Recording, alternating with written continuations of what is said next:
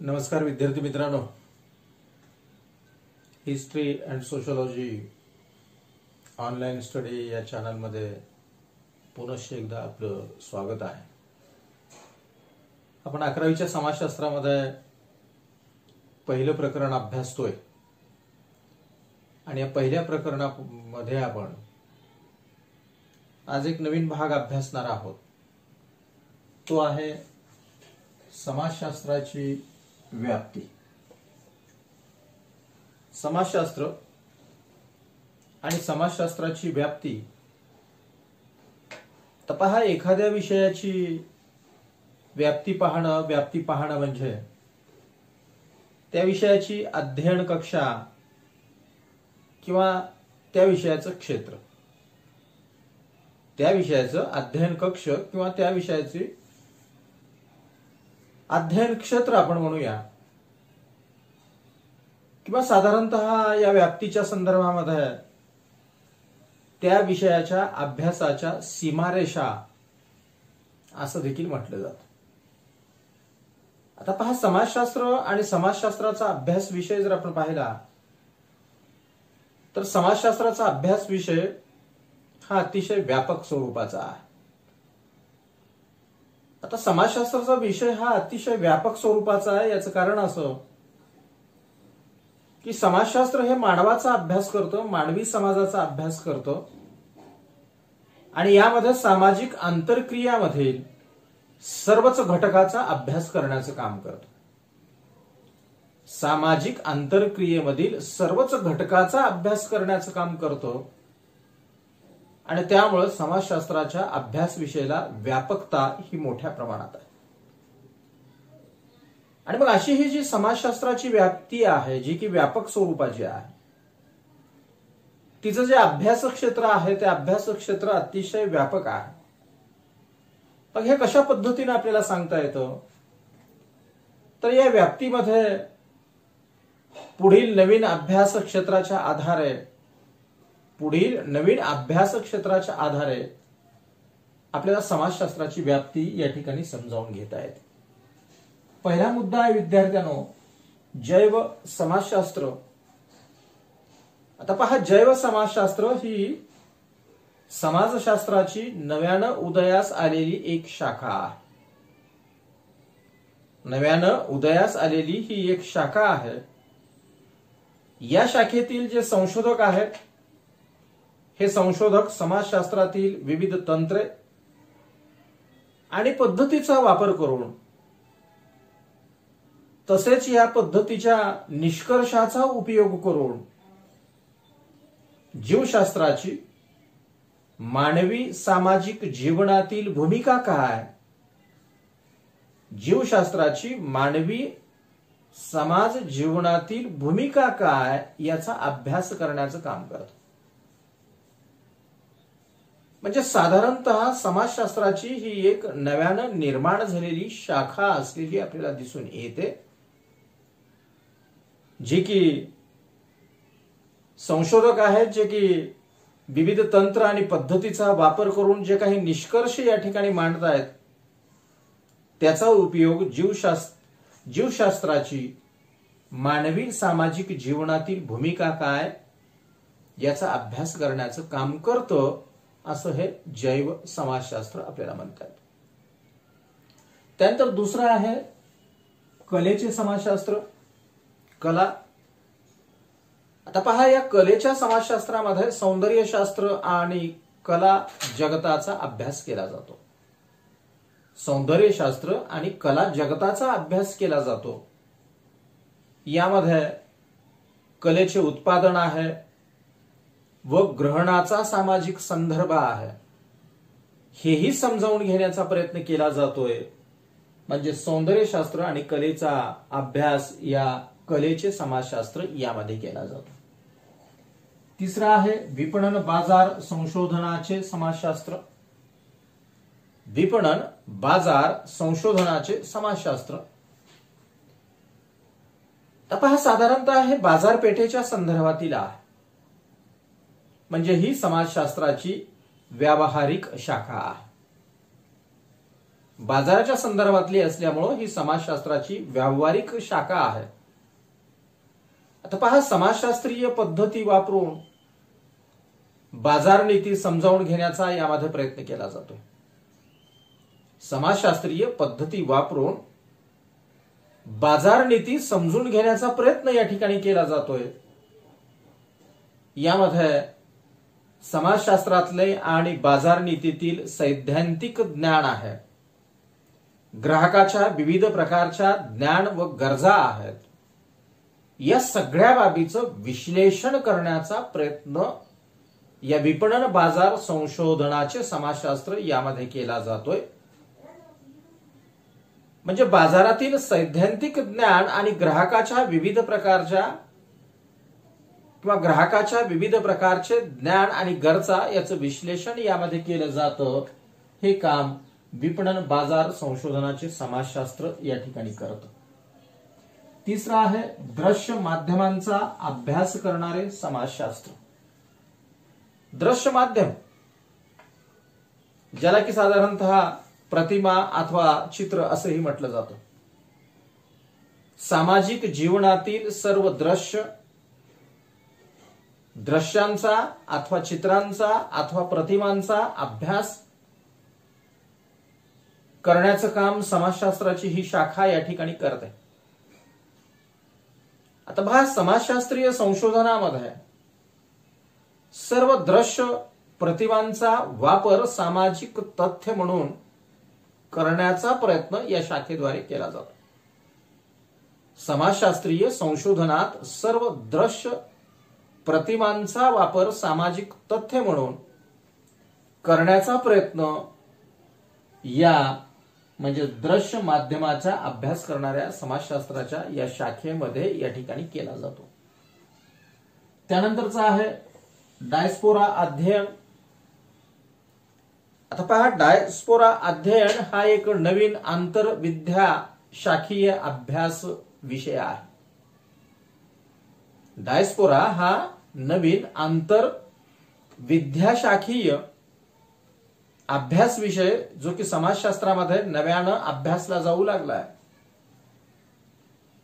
आता पहा, डायस्पोरा अध्ययन हा भाग जर आपण पाहिला तर यामध्ये प्रामुख्यानं स्थलांतर आणि त्याचे मानवी जीवनातील विविध भागावर होणारे परिणाम, स्थलांतर आणि त्याचे मानवी जीवनावरच्या विविध भागावरती होणारे परिणाम यामध्ये अभ्यासले जात आहे.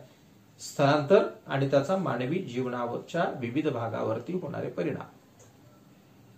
उदाहरणामध्ये आपल्याला सांगता येतं सांस्कृतिक, साहित्यिक, सामाजिक, लोकसंख्या विषयक, मानववंशशास्त्र विषयक, राजकीय, आर्थिक आणि आंतरराष्ट्रीय संबंधाविषयीचा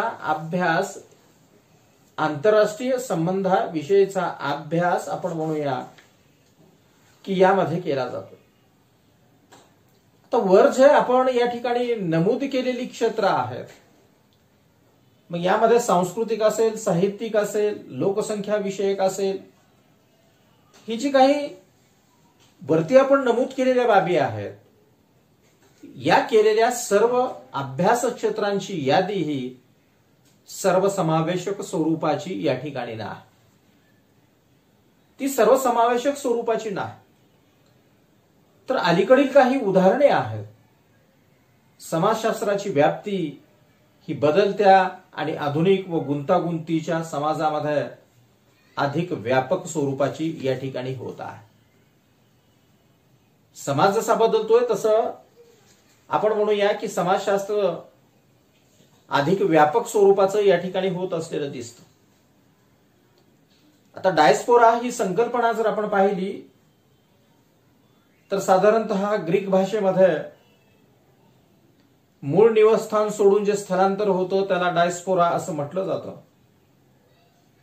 परंतु असा हा जो स्थलांतरित आहे, हा स्थलांतरित स्थानापासून, आपल्या मूळ स्थानापासून दूर राहूनही आपल्या मूळ स्थानाशी त्याची नाळ ही या ठिकाणी तो तुटू देत नाही.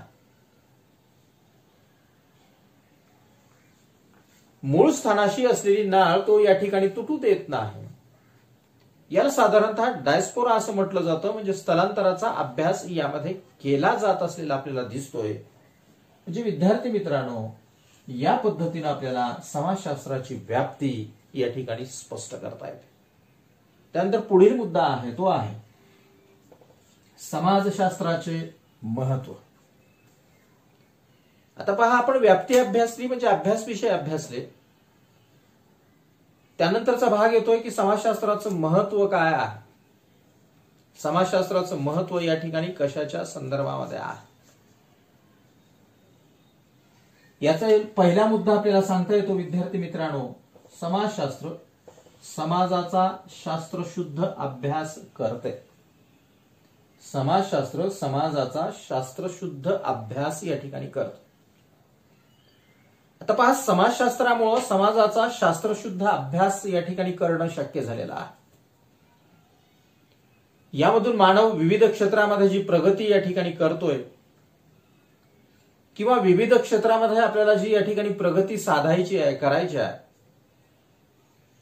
अशी ही प्रगती साधत असताना समाजाचं शास्त्रीय ज्ञान असणं या ठिकाणी आवश्यक आहे.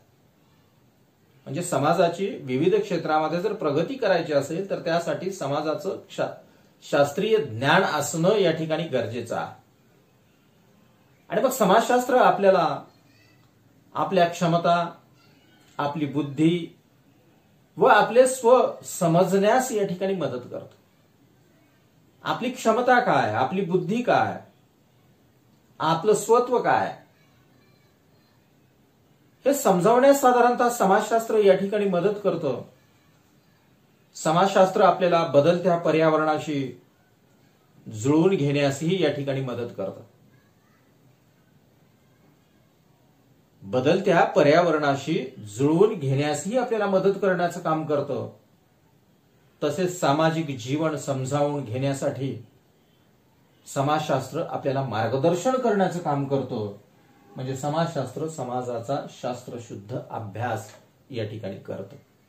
दुसरं सांगता येतं, समाजशास्त्र समाजातील विविधते संबंधी ज्ञान देते. समाजशास्त्र समाजातील विविधते संबंधी ज्ञान देते. आता पहा, समाज जर आपण पाहिला तर समाज हा एकसारखा असत नाही. तर समाज जर आपण पाहिला तर समाज विविध समाज आहे, विविध समूह आहेत, विविध समुदाय आहेत. आणि या सगळ्यांची जीवन जगण्याची वैशिष्ट्यपूर्ण अशी पद्धत आहे. सांस्कृतिक विविधता आहे, धार्मिक विविधता आहे, प्रादेशिक विविधता आहे. या पद्धतीची विविधता असलेला असा हा जो बहुआयामी स्वरूपाचा समाज आहे, हा बहुआयामी स्वरूपाचा समाज जर आपल्याला समजून घ्यायचा असेल तर त्यासाठी आपल्याला समाजशास्त्राची मदत या ठिकाणी होते. कारण की समाजामध्ये मोठ्या प्रमाणात या ठिकाणी भिन्नता आणि विविधता आहे. ती आपण पाहिलं की समाजाची विविधता, समूहाची विविधता, समुदायाची विविधता, जीवन जगण्याच्या पद्धतीची विविधता, सांस्कृतिक विविधता, धार्मिक विविधता, प्रादेशिक विविधता, हे सगळं जर आपल्या लक्षामध्ये यायचं असेल, लक्षात घ्यायचं असेल, समजून घ्यायचं असेल तर यासाठी आपल्याला समाजशास्त्र मदत करतं. म्हणजेच साधारणतः आपल्याला म्हणता येतं की या ठिकाणी समाजशास्त्र हे विविधते संबंधी ज्ञान देण्याचं काम या ठिकाणी करतं. त्यानंतर तिसरं विद्यार्थी मित्रांनो आपल्याला सांगता येतं, समाजशास्त्रामुळे वैज्ञानिक दृष्टिकोन विकसित होतो. आता पहा, समाजशास्त्रामुळे वैज्ञानिक दृष्टिकोन कसा विकसित होतो. आता पहा, सामाजिक वास्तवाकडे बघण्याचा शास्त्रीय दृष्टिकोन समाजशास्त्रामुळे या ठिकाणी निर्माण होतोय. सामाजिक वास्तवता, सामाजिक वास्तव परिस्थिती याकडे पाहण्याचा शास्त्रीय दृष्टिकोन समाजशास्त्रामुळे या ठिकाणी विकसित होतोय. यामुळे व्यक्ती अधिकाधिक वस्तुनिष्ठ होतोय, विवेकवादी होतोय, त्याच्यामध्ये मोठ्या प्रमाणात चिकित्सकपणा या ठिकाणी होतोय. पूर्वग्रह मुक्त आणि सकारात्मक विचार करणारा या ठिकाणी व्यक्ती निर्माण होतोय. म्हणजेच आपल्याला म्हणता येतं की वैज्ञानिक दृष्टिकोन यामुळे विकसित होतोय. त्यानंतर चौथं सांगता येतं विद्यार्थी मित्रांनो, समाजशास्त्र हे व्यवसाय भिमुख आहे. समाजशास्त्र हे व्यवसाय भिमुख आहे. आता पहा, समाजशास्त्राची उपयुक्तता ही दिवसेंदिवस या ठिकाणी वाढत आहे. आधुनिक काळ जर आपण पाहिला तर आधुनिक काळ हा अतिशय गतिमान आहे आणि त्यामुळे समाजही मोठ्या प्रमाणात गतिमान झालेला आहे. आणि मग असा हा गतिमान समाज, गतिमान काळ, यामध्ये समाजशास्त्रीय ज्ञान मिळवण्यासाठी समाजशास्त्राची नितांत स्वरूपाची गरज असलेली आपल्याला दिसते. आता पहा, बदलत्या समाजातील व्यवसायाचं स्वरूप ही सतत या ठिकाणी बदलत आहे. समाज बदलतोय, त्याच्या व्यवसायाचं स्वरूप या ठिकाणी बदलतंय. म्हणजे व्यवसायाचं स्वरूप सतत बदलत आहे, समाज सतत बदलत आहे, समाजाच्या गरजा या ठिकाणी बदलत आहेत, व्यवसायाचं स्वरूपही या ठिकाणी बदलत आहे. या सर्वाचा ताळमेळ समाजशास्त्रीय ज्ञान घालू शकतो. हे जे विविध बदल या ठिकाणी घडत आहेत त्याचा ताळमेळ या ठिकाणी समाजशास्त्रीय ज्ञान घालू शकतं. या दृष्टिकोनामुळे आपण म्हणूया समाजशास्त्राचं महत्व वरचीवर या ठिकाणी वाढत आहे. समाजशास्त्र हा फक्त बंद खोलीतला शिकवण्याचा विषय नाही. हा फक्त बंद खोलीमधला शिकवण्याचा विषय नाही, तर अनेक क्षेत्रामध्ये याची उपयुक्तता या ठिकाणी सिद्ध झालेली आहे. अनेक क्षेत्रामध्ये समाजशास्त्राची उपयुक्तता सिद्ध झालेली आहे आणि ती उपयुक्तता वर्षीवर या ठिकाणी वाढत आहे. आता पहा, अनेक क्षेत्र जी आपण म्हटली, अनेक क्षेत्रामध्ये याची जी उपयुक्तता वाढत आहे त्याची उदाहरणं जर आपण पाहिली तर उदाहरणामध्ये आपल्याला सांगता येतं उद्योगधंदे आहेत, सामाजिक सेवा आहे, समाजकार्य आहे, कायदा आहे, स्पर्धा परीक्षा आहे, मार्केटिंगचा विकास आहे, जनसंपर्क आहे, संपर्क क्षेत्र आहे, बिगर शासकीय संघटना आहे ज्याला की एनजीओ असं म्हटलं जातं, कामगार कल्याण आहे, सामाजिक सुरक्षा आहे, विमा क्षेत्र आहे, पुनर्वसन आहे, सामाजिक कल्याण आहे, ग्रामीण विकास आहे, पर्यटन आहे, कुटुंब कल्याण आहे, जनगणना प्रक्रिया आहे, योजना आणि नियोजन आहे, सार्वजनिक आरोग्य आहे, सामाजिक संशोधन आहे, सामाजिक समुपदेशन आहे, पोलीस खाता आहे, आदिवासी कल्याण आहे, सर्वसमावेशक शिक्षण आहे, सुधारणात्मक प्रशासन आहे. या सर्व बाबतीतलं संशोधन करण्याचं काम या ठिकाणी समाजशास्त्र करत असतं. म्हणजे समाजशास्त्र हे व्यवसाय भिमुख असलेलं आपल्याला दिसून येतं. त्यानंतर पाचवं सांगता येतं विद्यार्थी मित्रांनो, सामाजिक समस्यावरील उपाय शोधणे. आता पहा, समाजामध्ये निर्माण होत असलेल्या सामाजिक समस्या, काळ परत्वे समस्येचं स्वरूप हे बदलत असतं. समाजामध्ये जसा जसा बदल होतोय तस तसं नवीन समस्या ही समाजामध्ये निर्माण होत आहेत. पूर्वीच्या काळी असलेल्या समस्या, सामाजिक समस्या भिन्न होत्या, तर आधुनिक कालावधीमध्ये असलेल्या समाजामधील समस्या या भिन्न आहेत. सध्याचा आधुनिक समाज जर आपण पाहिला तर सध्याच्या समाजामध्येही अनेक सामाजिक समस्या या ठिकाणी निर्माण होत आहेत. या सामाजिक समस्येला आपण या ठिकाणी तोंड देतोय. आता याचं उदाहरण जर आपण पाहिलं तर सध्याच्या सामाजिक समस्येमध्ये आपल्याला सांगता येतं दारिद्र्य आहे, बेकारी आहे, दहशतवाद आहे, अतिरिक्त लोकसंख्या आहे, स्थलांतर आहे, सामाजिक अस्वास्थता आहे, व्यसनाधीनता आहे, सामाजिक विघटन आहे, वांशिक आणि जातीय संघर्ष आहे, वांशिक आणि जातीय संघर्ष आहे, धार्मिक दंगली आहे, जमातवाद आहे, बालगुन्हेगारी आहे. हे सर्व आधुनिक कालावधीमध्ये निर्माण झालेल्या या ठिकाणच्या समस्या आहेत, हे प्रश्न आहेत. ते सोडवण्यासाठी अतिशय समतोल ज्ञान आवश्यक आहे. या ज्या काही आधुनिक समस्या निर्माण झालेल्या आहेत त्या सोडवण्यासाठी समतोल स्वरूपाचं ज्ञान या ठिकाणी आवश्यक आहे. समाजशास्त्रीय दृष्टिकोनाचा योग्य वापर करून असे प्रश्न सोडवण्याचा प्रयत्न या आधुनिक कालावधीमध्ये केला जातोय. म्हणजेच सामाजिक समस्येवर उपाय शोधता येत आहे. त्यानंतर 6वं आहे, समाजशास्त्र हे माणसाला काळानुरूप ज्ञान देते आणि दक्ष ठेवते. आता पहा, समाजशास्त्र माणसाला काळाला अनुसरून ज्ञान देण्याचं काम करतं आणि मानवाला दक्ष राहण्यास भाग पाडतं. आता पहा, समाजशास्त्राला व्यावहारिक मूल्य आहे. हे माणसाला काळानुरूप तसेच दक्ष राहण्यास मदत करतं. हे समाजशास्त्राचं व्यावहारिक रूप आहे. सामाजिक परिस्थिती, सामाजिक घटना, बदलता समाज आणि या सर्वांना योग्य प्रतिसाद कसा द्यावा याचेही भान या ठिकाणी समाजशास्त्राकडून मिळतं.